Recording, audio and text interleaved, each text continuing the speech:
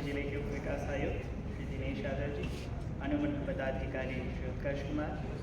यहाँ उपस्थित प्रेस एवं मीडिया के बंधुगण और सबसे महत्वपूर्ण इस आर्यभट्ट सभागार में मौजूद पूरे जिले के सरकारी संस्थाओं, गैर सरकारी संस्थाओं, NGOs,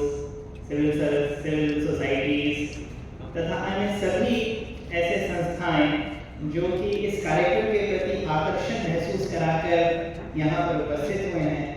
और भारत निर्वाचन आयोग के इस चुनावी द्वंद में अपना सहयोग देने के लिए उन्होंने अपनी इच्छा जताई। मैं आप सभी की सर्वप्रथम सराहना करना चाहूँगा कि आप लोगों ने अपना कीमती वक्त निकाला और इस कार्यक्रम में कुछ सीखने के लिए आपको बुलाया है।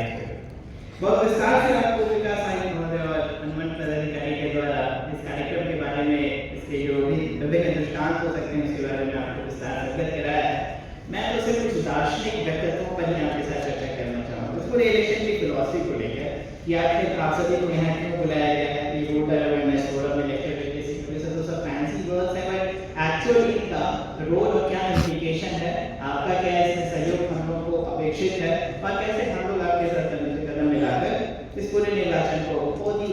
बड़े पैमाने पे गति दे सकते हैं। देखिए साथियों,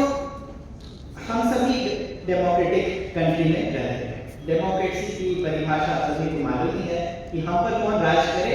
उसका निर्धारण हम ही लोग करते हैं। आज से 75 साल पहले तक ये डेमोक्रेसी नहीं थी अपने देश में और हजारों सालों तक हम लोग ऑटोक्रेसी या स्लेवरी में ही जिए हैं। या अगर कोई राजा अगर बहुत अच्छा हुआ भी तो भी हम उसको अपना कोई फीडबैक नहीं देते, जो प्रजा थी वो तो फीडबैक नहीं दे सकती थी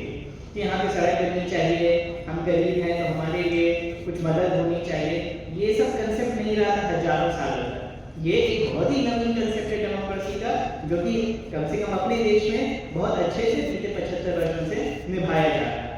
हम सब आपस में गाय बगाने घर पे या पड़ोस में बात करते हैं ना कि अपने देश में ये होना चाहिए, अपने राज्य में ये होना चाहिए, अपने शहर में, अपने गांव में, यहाँ तक कि गली मोहल्ले में ये होना चाहिए। आपके यहाँ अगर सवेरे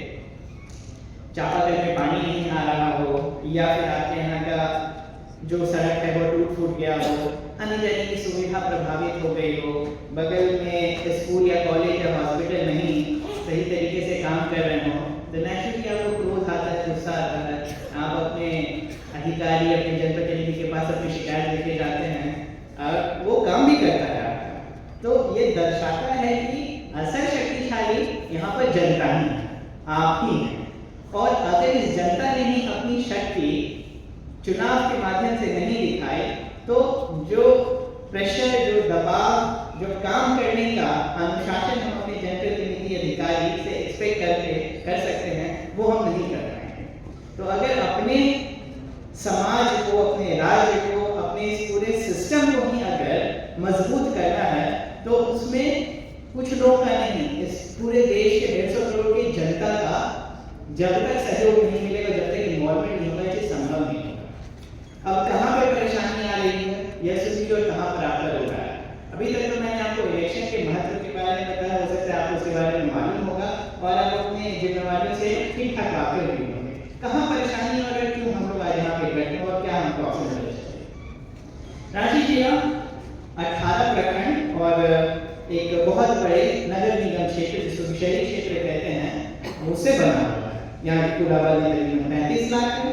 50% से अधिक आबादी ग्रामीण क्षेत्र में रहती है, तकरीबन 50% आबादी शहरी क्षेत्र में रहती है। यहाँ 18 प्रखंड है,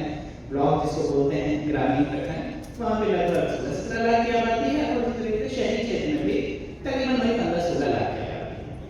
हम लोग अपनी चुनाव की तैयारी को लेकर इस प्रकार की बैठकों के लिए विभिन्न प्रखंडों में जाते हैं, पंचायतों में जाते हैं, गाँव में जाते हैं,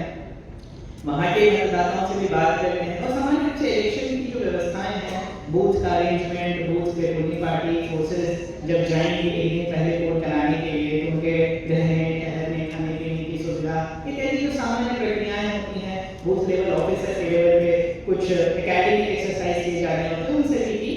समीक्षा करने के लिए जाते हैं। परंतु सबसे महत्वपूर्ण चीज जो हम लोगों ने ग्रामीण क्षेत्रों में देखा वो ये है, जैसा भी आपको